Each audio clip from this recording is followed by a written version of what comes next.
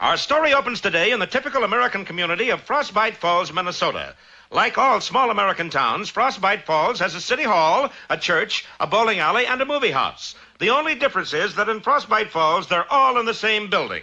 But the other downtown building holds the town's newspaper, the Frostbite Falls Picayune Intelligence, and its editor, Colonel McCornpone. Stop the presses! Stop the presses! What's up, Colonel? A big scoop? Nope. Election results? Nope. Cat up a tree? Nope. Then how come you want me to stop the presses? Because we're broke. That's why. Broke? How come? We print 50,000 copies a day. Yeah, but we only sell 25 of them. It was true. At that moment, the stacks of unsold Picayune Intelligences reached as high as the building itself. I need something to boost my circulation, Mokesby. How about a shot of adrenaline? Not my personal circulation, the papers. What can we do to boost our sales? Well, how about sponsoring a buried treasure hunt? I've got it, Mokesby. We'll sponsor a buried treasure hunt. How do you like that? I couldn't like it better if it was my own idea. So in a short while, Frostbite Falls was plastered with posters telling about the great event. And two of the first citizens to read about it were our heroes, Rocky the Flying Squirrel and his pal, Bullwinkle the Moose. Look at that, Rock. Find the Picayune pot containing $1 million and win a genuine, reconditioned Stearns Knight runabout. Did you really bury $1 million in a pot, Colonel McCornpone? You bet I did, Rocky boy. Of course, it's Confederate money. But that flashy car is really real, huh? Absolutely, Bullwinkle. It looks a little old-fashioned. Of course, it's the 1910 model. They don't build them like that anymore. I can see why. Now be sure to read the Picayune Intelligence for clues. We sure will, Colonel. And they did, and so did everybody else. For the first time in years, the paper sold every copy as soon as it appeared on the street. Extra, got your paper? Latest clues in treasure hunt. Well, let me have a paper. No, you don't. This one's mine.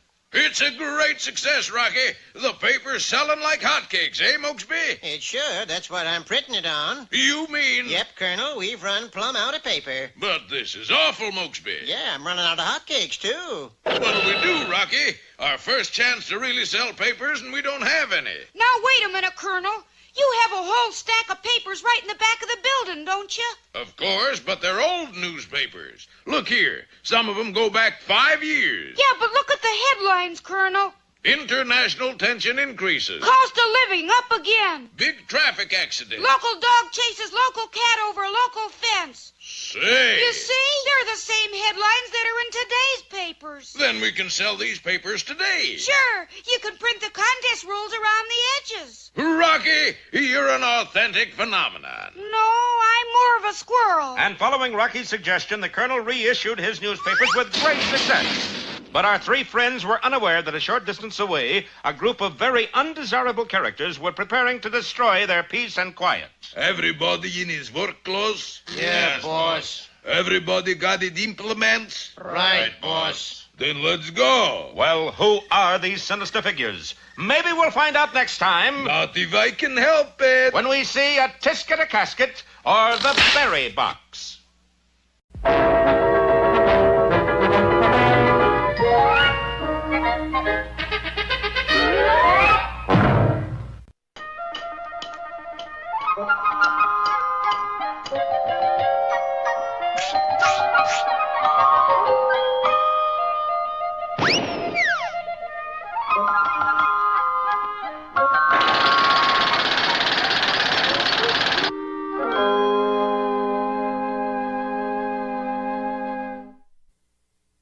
Happiness, my boy, is not to be found in borrowed finery. Is that why you dress up in that old sheet? This isn't an old sheet, Junior. It's an old toga. And an old well, as usual, you've missed the whole point of what I'm trying to teach you. Oh, maybe if you spelled it out for me, Pop? All right, Junior. Now, hand me that scroll over there. Yeah, that's it. There now. Now, let me see. When we left little Orphan Annie, she and Daddy Warbuck were... Junior, you haven't handed me the scroll. You've handed me your comic book. Now, let's get with it, lad, huh? Now then, once upon a time... Pop, Yes, son? do you think fables will ever replace TV? Now, let me continue with the story. Once upon a time, there was this crow. Tell me, man, are you going to be a crow all your life? Well, I have not given it much thought. You know, like I'm sick of being a crow. I'm sick of going around in the same old tired black suit. Sick, sick, sick. You know what I'm going to be? Well, I have not given it much thought. I'm going to be a peacock. Man, those crazy colors. You know why the peacock has such a gorgeous tail? Well, I have not given it much thought. It's the chicks, man, the chicks. He just flashes that old tail and all those crazy cuckoo colors show up. And those chicks, they really flip. Yes, sir, that's what I'm going to be. I'm going to be a peacock. Of course. You I haven't given it a much thought. Yeah, I know. Yeah. But tell me, how can a crow become a peacock? I mean, don't you have to be born that way, peacock-wise, fat ears? Like I've been telling you, it's the tail, man. It's the tail. All you got to do is get some of them wild multicolored feathers and look out, chicks, because your big daddy is in town. Ooh, badoo, skaw, bidaw, you turn out the lights and you call the law. Hey, man, like where can I pick up on some of them crazy feathers you cats carry around to impress the chicks? Oh, I've really got a live one this time. Let me see. You'd like to purchase a colorful tail, is that it? Oh, Daddy, you are reading me loud and clear. What I mean, I want a tail that is the living end. Well, I think we can fix you up. Let me see. You seem to be a size 34 to me. Listen, you know that old feather duster we have around here? Yeah, boss. Well, stick it in some paint. This crow will buy anything.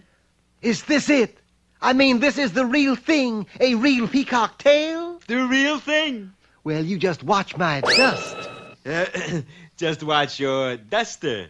Oh, now that I've got a peacock's tail, why should I fool around with crows, just black crows? From now on, it is bigger game. Why not the real thing, like peacocks? Pardon me, ma'am, but are there any more at home like you? Well, yes. But I doubt if there are any more at home like you. And if there are, I certainly hope they stay there.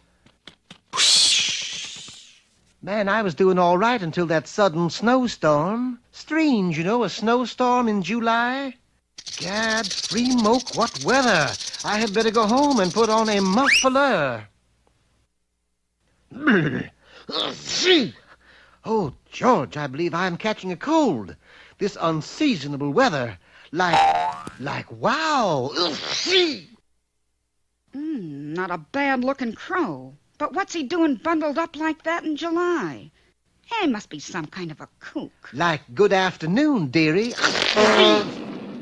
Better stand back. I've got me a very nasty cold. Listen, I just thought you were a harmless nut. But if you're going to accost young ladies with your stupid practical jokes, I'm afraid... Practical jokes? Please, lady, I'm not a joker. I'm a peacock. Police! Yes, lady. Hey, is this nut bothering you? Well, I was just walking down the street, minding my own business, when this creep comes up. All right, Buster. Move along. But, Mr. Brass, sir, it's you two are the nuts, dressed like you are in weather like this. Like you're going to catch your death of cold. Now, wait a minute, buddy. At the present time, it's 94 degrees in the shade. Now move along. But you don't understand. I'm a peacock. That did it. It's the coop for you. So poor Crow languished in the clink for impersonating a peacock for a long, long time. So long, in fact, that all of the feathers fell out of his tail, or his feather duster, but he was released on good behavior. Man, you know what I'm going to be? Well, I have not given it much thought. A stork. Man, I'm going to get me a pair of stilts. I'm going to be 9 feet tall. You know, the chicks really dig them tall birds. Man, I'm going to get those old sticks, and I'm going to walk me up a storm. And so you see, son, old Crow never did learn his lesson, which just goes to show... that the moral of this fable is very feeble. Huh? You know, Pop, How's that, son? I don't think fables will ever replace TV.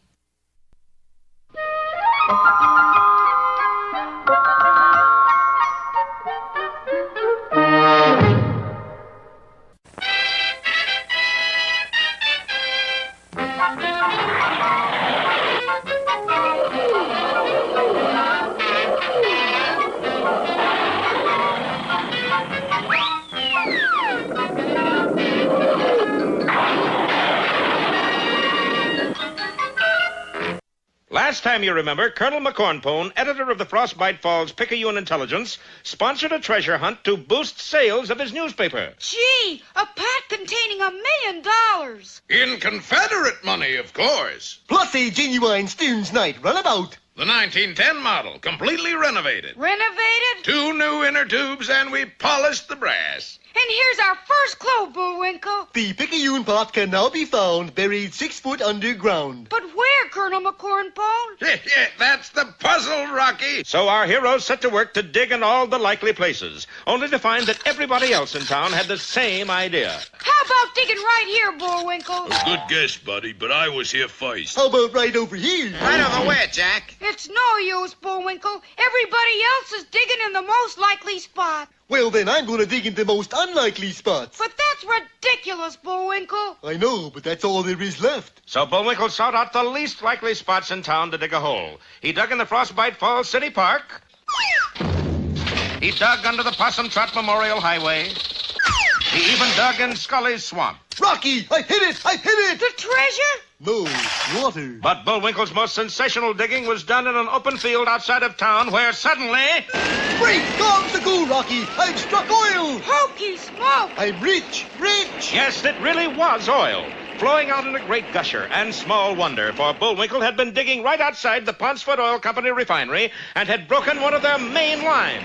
Boy, you know what I'm going to get first, Rocky? Yeah, 30 days. Sure enough, the moose was lodged in the town calaboose until... Hey, Bullwinkle, the sheriff says you can go now. I can? Yeah, Mr. Poncefoot won't press charges on one condition. Keen, what is it? That you won't dig no more of them holes looking for the Picayune pot. You mean I'm out of the contest? Looks that way, Bullwinkle. But I got my right. You also got 30 days. Yeah, funny how that works out. So in the interest of public safety, Bullwinkle was ordered not to dig any more holes. Shuckins and cobs. If it'll make you feel better, Bullwinkle, I won't dig any either. So Rocky and Bullwinkle became the only 2 people in town who weren't digging for the Picayune pot. Matter of fact, people came from as far away as Tadpole Center and Possum Trot just to dig in Frostbite Falls. Some even seem to have come from farther away than that. Hey, buddy, is this where they digging for $1 million in Confederate money? That's right, mister. Okay, boys, this is the spot. Let's get started. And as our heroes watched, the sinister-looking gang began to dig right through the pavement. Why didn't I think of that?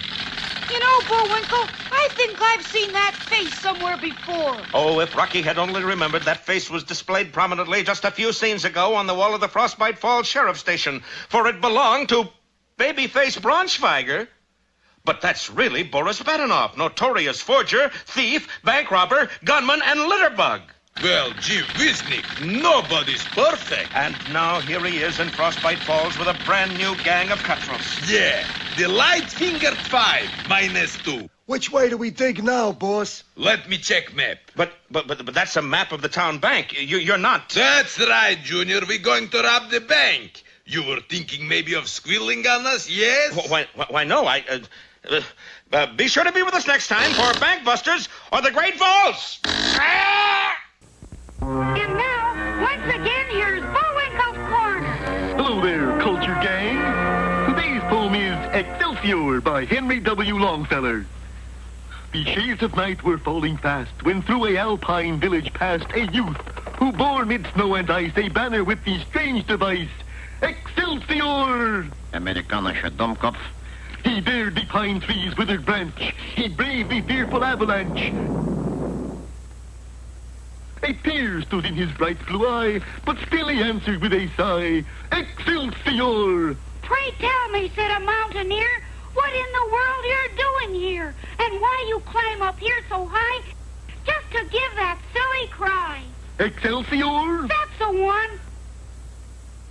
The answer came both quick and blunt. It's just a advertising stunt. I represent Smith, Jones, and Jakes, a lumber company that makes Excelsior!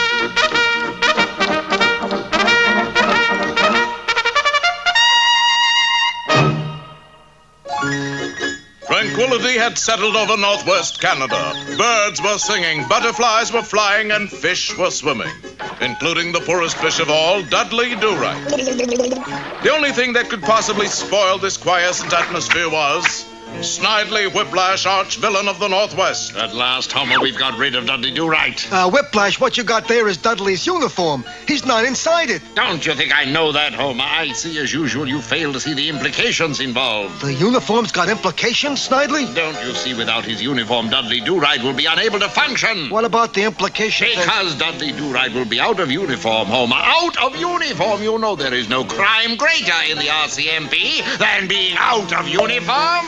True. Well, oh, there's nothing more glorious on a fine spring Canadian day than a swim. That's odd. My uniform seems to be missing. Well, it can't be missing. That would mean I would be out of uniform. Oh, the irony of it all. A Royal Canadian Mountie one day, a creature of the woods the next. I wondered if it happened to Thoreau in just this way. Meanwhile, Nell Fenwick was strolling through the forest when... Oh, hello, Dudley. You bashful boy. Turn around and tell me you're glad to see your little Nell.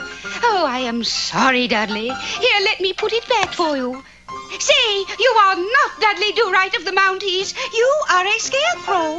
Poor Dudley Do-Right. I guess he did right just once too often. So poor Dudley Do-Right, out of uniform, was forced to spend his days in the woods. As months passed, his beard grew and grew, fortunately. Now that Dudley is out of the way, we can progress with our plans to kidnap Nell Fenwick and hold her for ransom. I don't know if you're going to want me for your plan, Snidely. I haven't been feeling so well lately. What's the matter, Homer? I keep seeing things. Horrible, hairy faces. There it is again! Just hallucinations, Homer. Nothing to get worried about.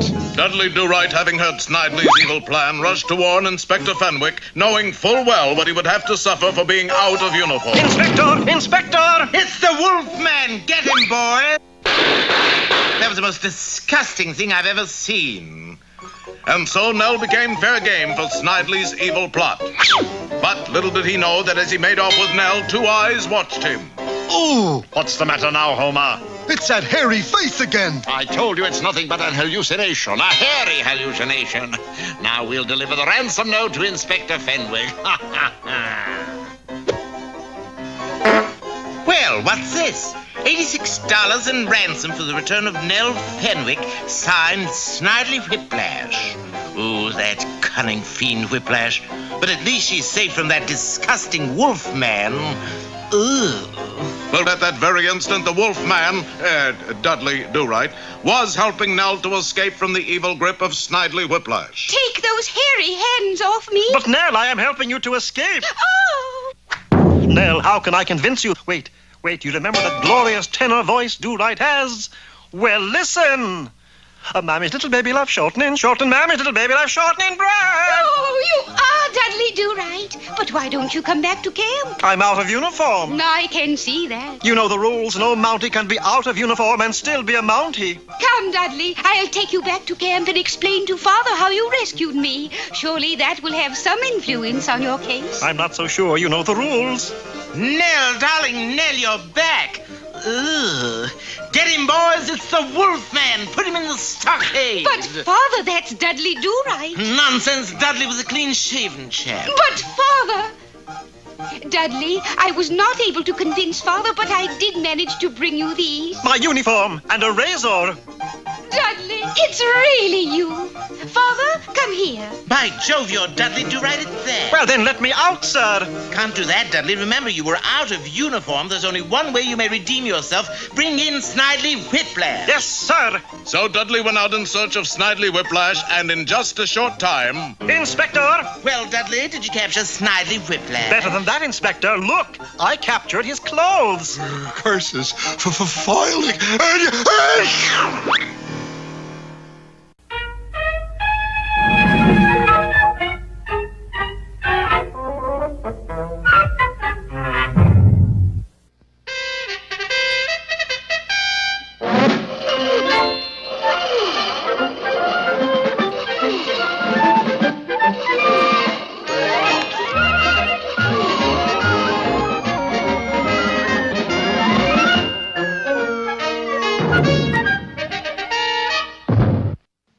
Well, the Frostbite Falls daily paper, the Picayune Intelligence, really started something when it buried a pot containing $1 million in Confederate money. As a sales booster, the idea was a smash. People stood in lines to get the latest edition with clues as to where the pot could be found.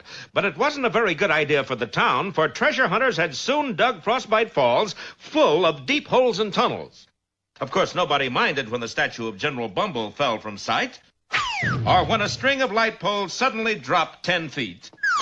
Makes the light better for reading. But they began to change their minds when a whole housing tract called Mountain View Homes sank to roof level. But the citizens really got up in arms when the crumbling surface began to affect the baseball scores. Strike! But that pitch was on the ground, Dump. I don't care. It came across right at your belt buckle. Soon an angry crowd collected at the newspaper office demanding the pot be dug up and the contest called off. I'd be happy to oblige, good people, only... Only what, McCornpone? I can't remember where I buried it. And so the search went on. The only two people in town who weren't concerned were Rocky Squirrel and his pal Bullwinkle, for the moose had been ordered not to dig anymore. I just can't stand it, Rock. I know I could find that pot. Maybe you better go visit your relatives in Ponca City, Bullwinkle. That'll take your mind off the treasure. Yeah, guess maybe you're right. And the despondent moose packed his straw valise and started out of town on his bicycle. On the way, he passed what seemed to be a very earnest group of diggers. Find anything, fellas? Not yet, but it won't be long now. Well, good luck. And Bullwinkle pedaled away, little realizing that those diggers were in reality an evil gang called the Light-Fingered 5-2. Their leader was that all-round thief and safecracker Boris Badenoff. Please, Babyface Braunschweiger, the Minnesota monster. Well, Babyface was really digging beneath the Farmers and Swineherds National Bank in order to rob it. How much farther we got to go, Babyface? Should be there now, Spike. Swing pickaxe one more time. Didn't I told you? Get the dynamite ready. Meanwhile, back in his little cottage, Rocky was already getting lonesome for Bullwinkle. Gee, I sent him off all by himself. Suppose he gets lost. I'd better follow him. And the soft-hearted squirrel started off to find his friend. Unfortunately, the first place he stopped was the hole being dug by Babyface's gang. Hey, any of you fellas see a moose go by here? Hey, Babyface, you know who that is? Do I know who that is? Oh, boy, do I know who it is. That's Rocky the Flying Squirrel. He's rough on rats. We better get out of here. Nonsense, Nick. Invite the little chappie into the hole, Three Finger. The boss wants you should come into the hole with us. I'm sorry, but I can't. Whoop! The boss wants you should come into the hole. Oh! And in a twinkling, our hero was bound and blindfolded. Now, Slug, if you will be so kindly to light the fuse, we will be on our way. Gee, you're going to use the same dynamite to break into the bank and blow up the squirrel? Well, you know, it's a low-budget show. That voice! Where have I heard that voice? Well, it looks as if Rocky has only a few seconds to remember, for the fuse leading to the dynamite is growing shorter and shorter. And so, unfortunately, is our time. Be sure to see our next episode, Sweet Violence, or The Yeg and I.